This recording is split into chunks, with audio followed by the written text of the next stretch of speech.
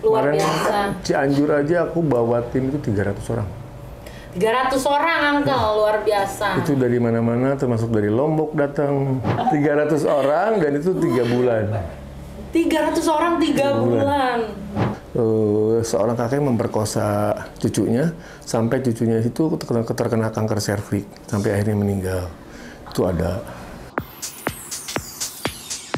Hai, assalamualaikum warahmatullahi wabarakatuh. Hai, assalamualaikum warahmatullahi wabarakatuh. Waalaikumsalam. Alhamdulillah nih, kita balik lagi di channelnya Bunda Mira. Dan saat ini segmennya adalah Ngobras. Ngobrol santai bareng Uncle T-Bob ya. Pokoknya pasti kalian tahu lah Uncle T-Bob ini siapa ya. Sudah malang melintang di dunia filantropi dan kebaikan. Nih pahalanya ada di mana-mana nih Uncle nih. Dan aku tuh mau berguru sama Uncle ya, mau dengerin ceritanya Uncle. Dan pasti di sini isinya daging semua. Jadi kawan-kawan harus stay tune di sini. Tapi sebelumnya jangan lupa subscribe, like, komen, dan share channel ini kalau kalian merasa channel ini bermanfaat untuk kalian. Sekarang kita mau ngobrol ya bareng Uncle ya. Uncle, kita santai aja nggak apa-apa ya Uncle ya ngobrolnya. Saya deg-degan ya. gitu jadi. Saya yang deg-degan Uncle, jangan suka begitu. Aku tuh setiap ada bintang tamu yang luar biasa tuh aku langsung merasa insecure gitu ya. Iya. Uncle, nah aku mau tanya nih, kenapa sih namanya Uncle T-Bob? Nama aslinya tuh sebenarnya siapa? Nama aslinya itu Tubagus Zainal Arifin. Ada TB-nya kan, disingkatnya TB biasanya. Oh, TB. Nah, karena memang di SMP sih mulai digantinya itu karena terlalu banyak yang pakai TB, pada akhirnya kita nyari sendiri-sendiri. Oh. Gitu, sampailah di T-Bob. Oh. Cuman bukan tidak mengikuti jejak Bapak T-Bob, bukan. Karena kalau mau lebih dulu, saya juga lebih dulu pakai nama itu. SMP itu tahun 1982. Anjir, lama banget, tua banget gue ya. 1982 aku masih di awang-awang. Itu banyak yang nanya, mau keluarga sama siapa Bapak T-Bob? Kami bersahabat pada akhirnya.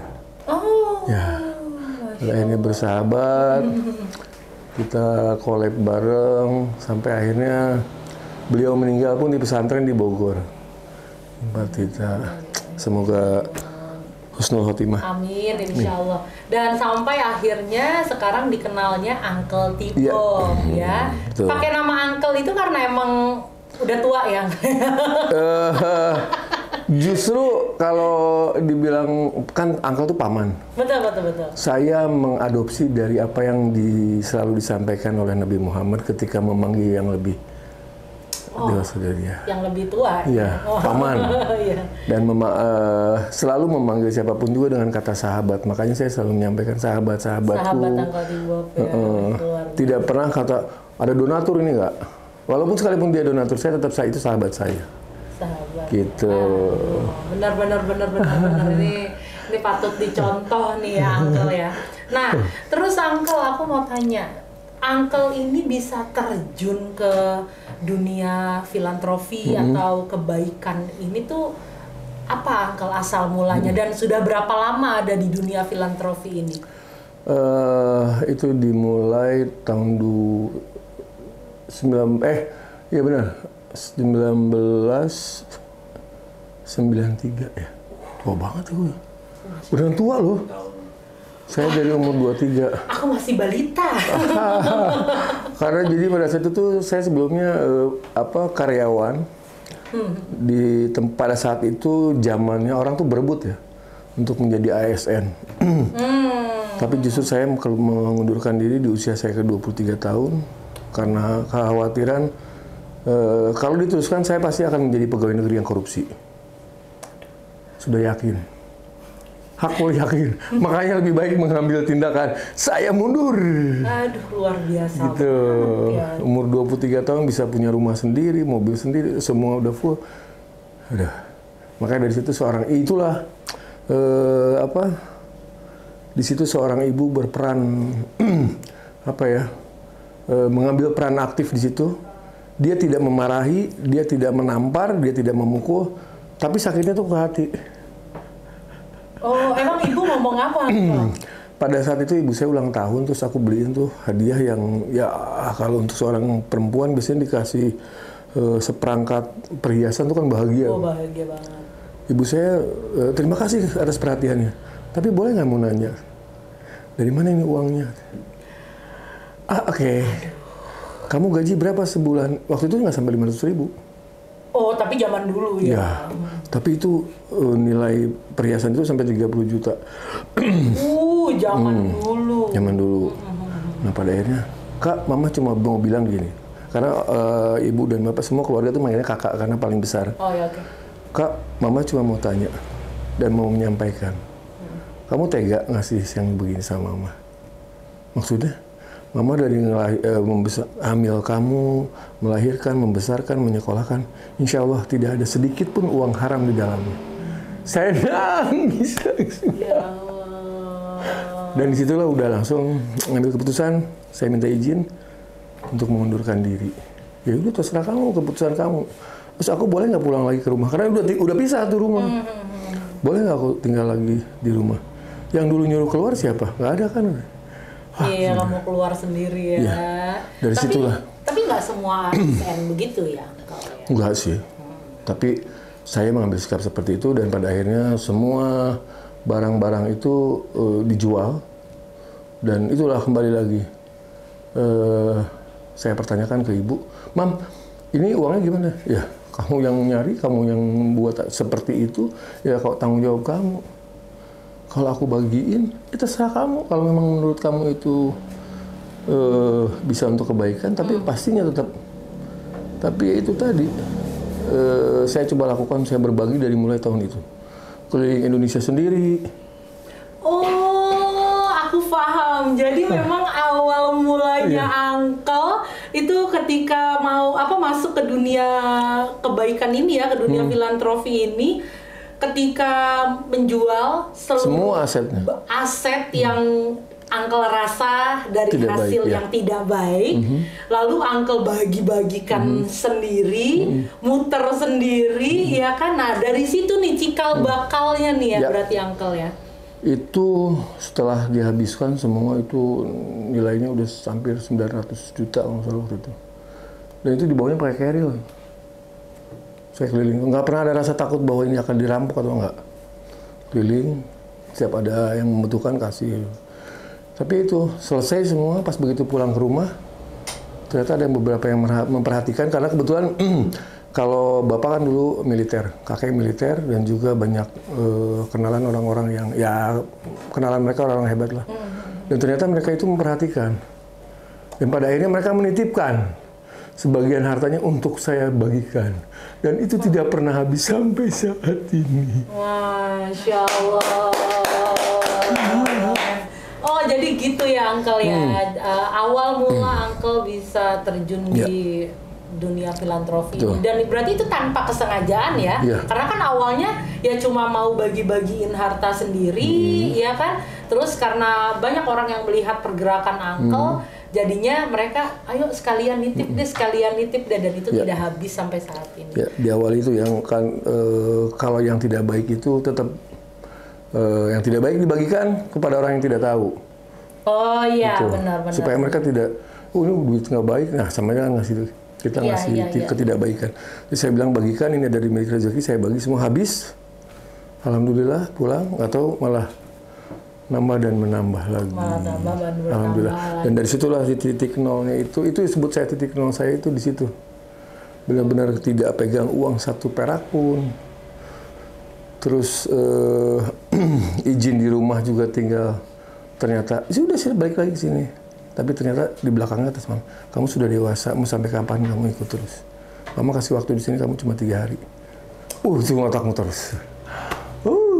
Dan akhirnya saya sudah mulai dari situ berkelana dan melakukan apa saja yang insya Allah berkah. Luar biasa. Berarti memang didikan orang tua nih lumayan keras ya? Oh iya, sangat. Keras tapi bukan berarti tidak sayang. Keras maksudnya tuh justru demi supaya anaknya bisa terus berkembang ya, gitu betul, ya. Betul. Sampai Sampai akhirnya aku bisa sampai 7 kali di wisuda. Dan itu berangkat dengan sendiri. Tadinya hanya 1 kali dibiayain, kesananya aku biaya sendiri. 7 kali di wisuda tuh gimana, Uncle? Hah? 7 kali di wisuda tuh gimana?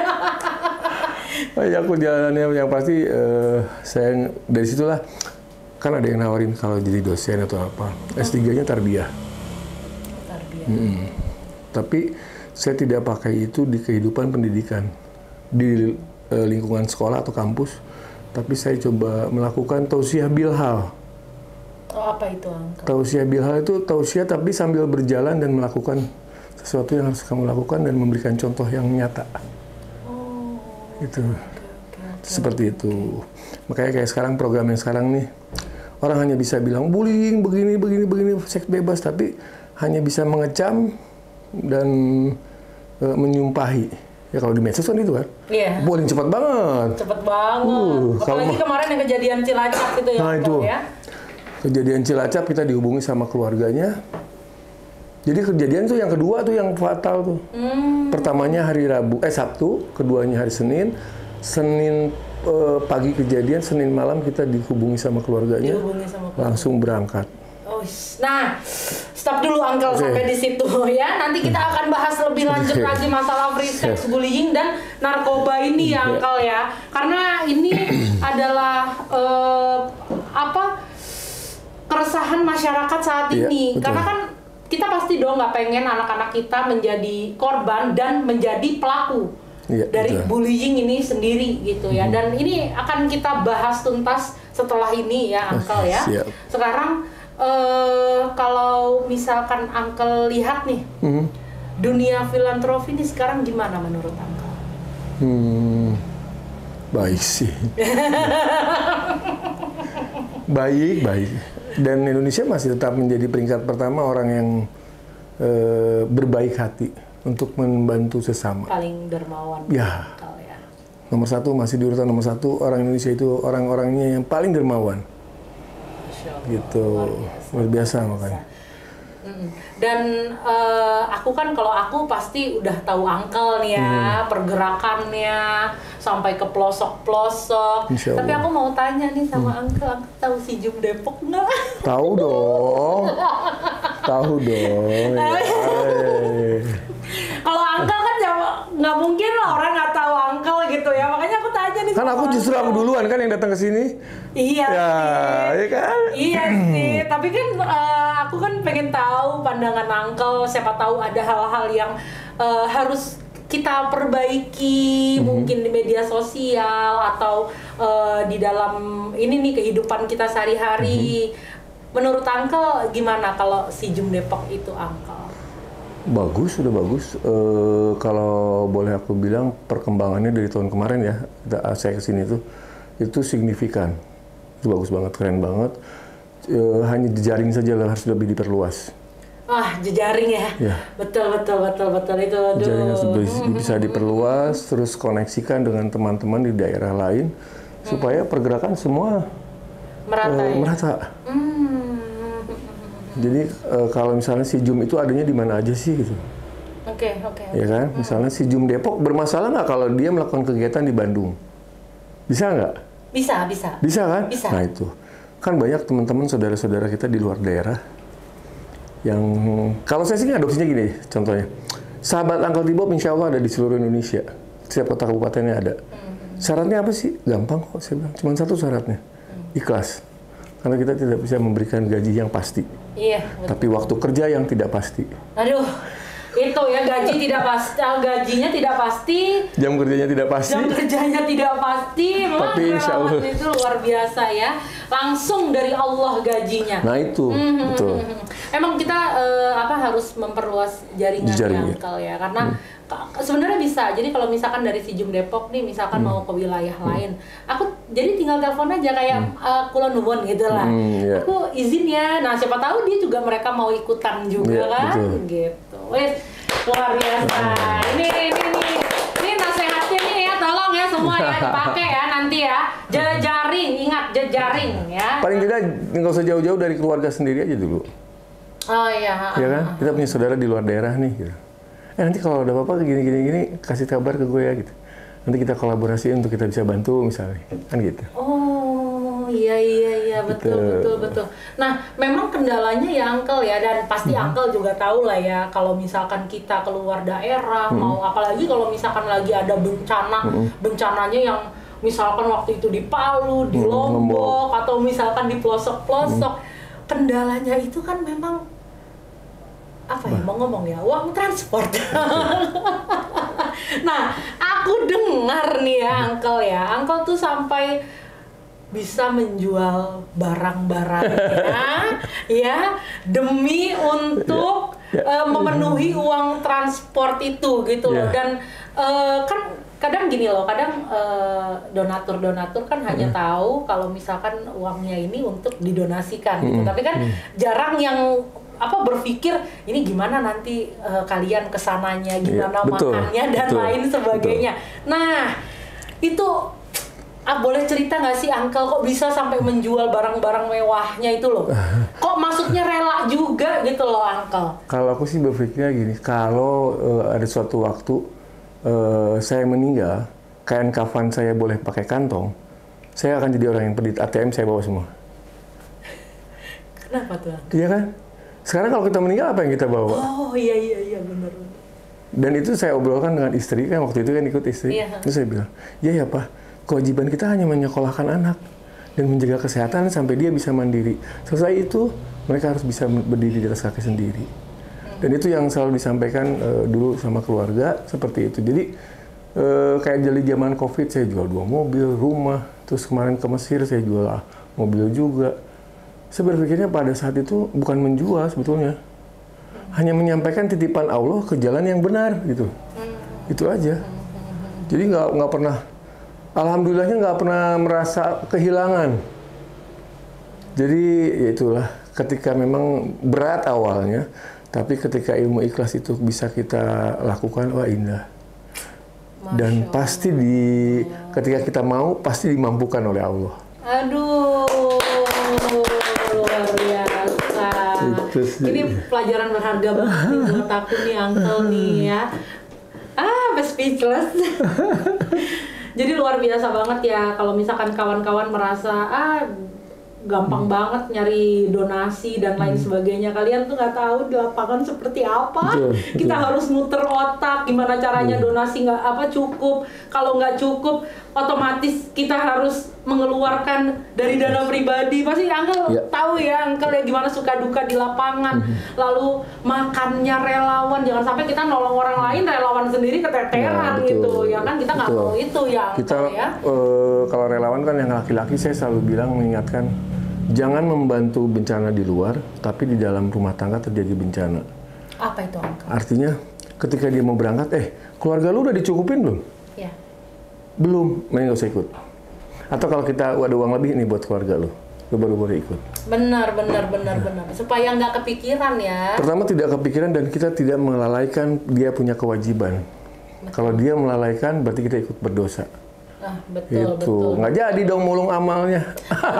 Betul banget. Kalau misalnya orang kalau aku juga kalau misalkan ada yang kerja di aku gitu, baru kerja atau gimana, aku nggak pengen di rumahnya lo kerja sama gua, lo kepikiran di rumah gitu loh.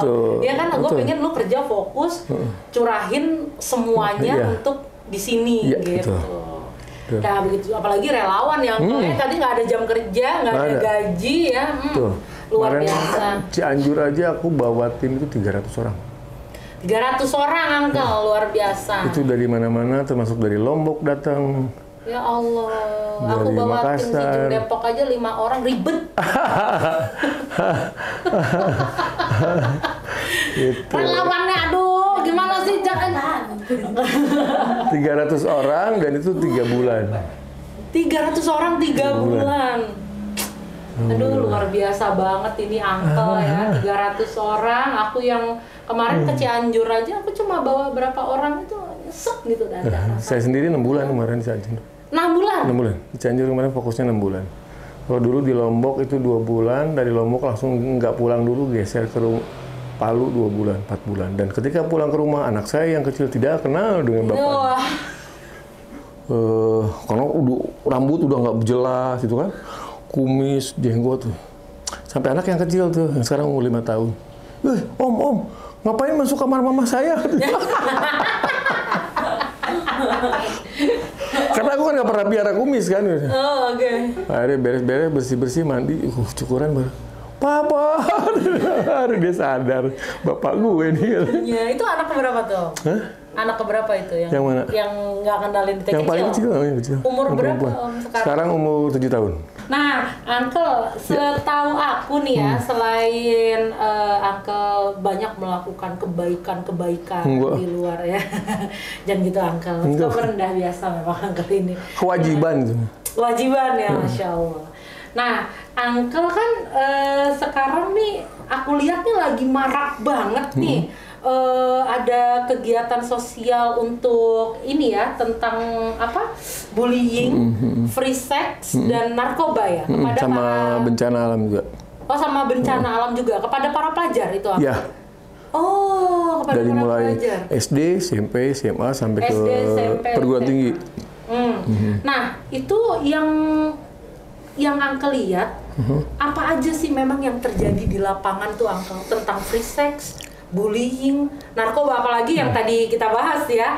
Bullying ini kan lagi hype banget nih, terjadi di sekolah-sekolah. Nah, yang Uncle lihat tuh fakta apa sih yang ada di lapangan gitu Uncle? Justru sekarang ini kalau ini sebenarnya konsen aku 2 tahun yang lalu. Aku sudah melakukan ini dari 2 tahun yang lalu. Cuman memang karena memang belum terlalu rame, belum terlalu hype gitu ya beritanya. Jadi kita pun pemberitaannya nggak terlalu jor-joran, langsung masuk. Kita pendampingan psikologinya.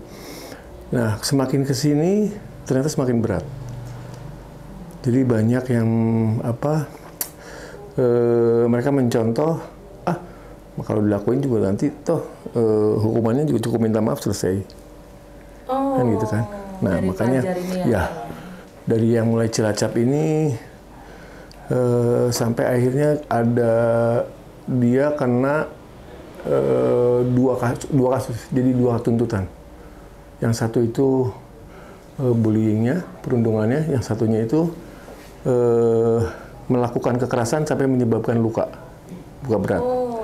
Karena kan ada tulang rusuk yang patah. Jadi ada 2. Satu hukumannya itu 3,5 tahun, yang satunya lagi 7 tahun. Ada berapa anak itu? Yang kena itu jadi tersangka itu 2. 2 anak, ya. Dan ini masuk penjara? Masuk. Harus. Pilihannya cuman, kalau dia tidak masuk penjara, siapa yang mau menjamin hidup ini? Karena masyarakat mengejar terus. Lebih baik dia di dalam.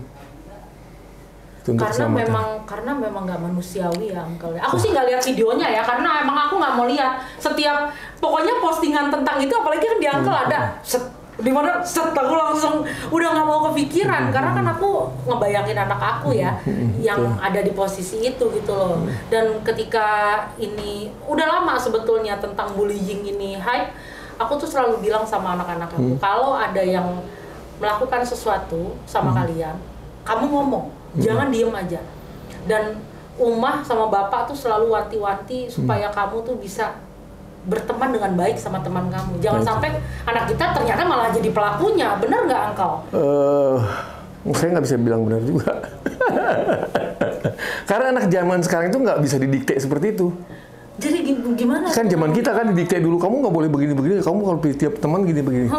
Kita kasih lihat videonya. Apa pandangan kamu? Tidak pernah ditanya apa pendapat anak. Tapi kita selalu memaksakan kehendak orang tua. Harus begini, harus begini, harus begini. Nah itu zaman Orde Baru. Aku aja nggak berani ngelihat videonya gitu. Ya ketika diktean, soalnya anak sekarang tuh nggak bisa didikte karena mereka. Iya benar. Jadi kayak ada salah satu hadis riwayat juga yang menyatakan bahwa ajarkan anak itu sesuai dengan zamannya. Nah, Uncle, pernah nggak sih ada pengalaman ya setelah penyampaian sosialisasi tentang free sex, narkoba atau bullying, lalu ada yang minta pendampingan secara khusus ke Uncle nih? Ada. Itu boleh diceritain nggak, Uncle? Jadi ada seorang perempuan menyampaikan bahwa dia sudah pernah melakukan hubungan badan. Umur berapa itu? Itu umur 13 tahun. Jadi ketika lulus SD, mereka melakukan itu. Terus pada akhirnya saya cuma bilang, pendamping yang terbaik adalah ibu kamu. Tapi dia takut si anaknya. Akhirnya kita melakukan pendekatan dengan ibunya dulu. Ibu mau tidak mau ya harus diterima kondisinya seperti ini dan begini. Selama ini apa sih kasus terparah yang pernah Uncle tangani?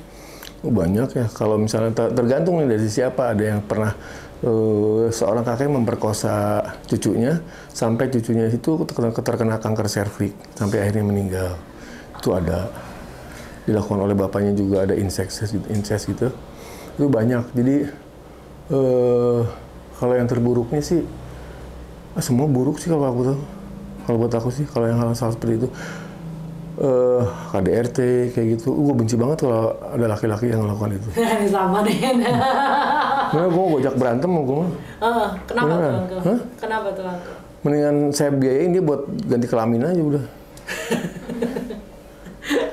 Soalnya amanah ibu nih, wasiat ibu saya itu bilang gini, kamu mau jadi bajingan, tapi jangan pernah berhubungan dengan istri orang.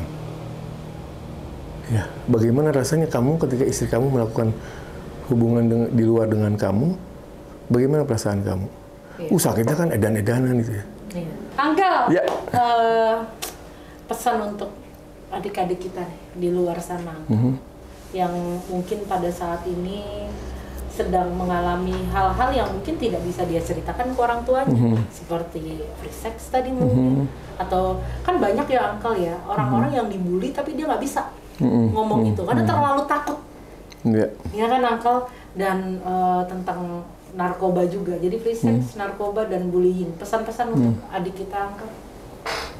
Ya, kalau saya hanya ingin menyampaikan, jadikanlah rumah itu tempat terindah di dunia ini. Karena rumah tempat kita kembali. Jadi kalau memang ada permasalahan atau hal apapun juga sampaikan ke orang tua. Karena yakin orang tua tidak akan pernah menyalahkan anaknya. Ya, jadikanlah orang tua itu adalah sahabat, teman, diskusi, teman bercerita. Jadi sebaik-baiknya teman bercerita adalah orang tua kita atau keluarga kita. Kawan-kawan, terima kasih banyak nih ya sudah menyaksikan dari awal sampai akhir. Ini pembicaraan yang tadi aku bilang sungguh luar biasa banget, isinya daging semua. Dan semoga kawan-kawan bisa mengambil ibroh dari hal-hal yang kita bicarakan tadi. Amin. Ya. Pokoknya kawan-kawan hindari seks bebas, free sex, bullying, dan narkoba. Begitu ya Uncle ya. Karena insya Allah 3 ini tidak ada manfaatnya sama sekali. Aku sampai nggak bisa berkata-kata loh. Karena semuanya udah di raup semua sama Uncle ya. Aku langsung merasa insecure di sini. Tiba-tiba langsung Ini kan ada juga mau closing jadi panjang lagi kalau kayak gitu. Iya emang, Uncle. Ya. Aku terima kasih. Uncle sudah mau datang dan sharing-sharing di sini, Uncle ya. Kita doain semoga Uncle selalu sehat. Amin. Semua nih, kita semua masih butuh Uncle, ya. Masih butuh Uncle ada di dunia ini. Pokoknya Uncle harus sehat dan insya Allah rezekinya selalu diberkahi. Amin. Terima kasih kawan-kawan semua. Jangan lupa subscribe, like, share, dan komen di channelnya Bunda Mira. Dan kalau kamu misalkan masih mau nih ada segmen ngobras ini ya di YouTube-nya Bunda Mira, jangan lupa bantuin itu tadi semua ya. Terima kasih. Assalamualaikum warahmatullahi wabarakatuh.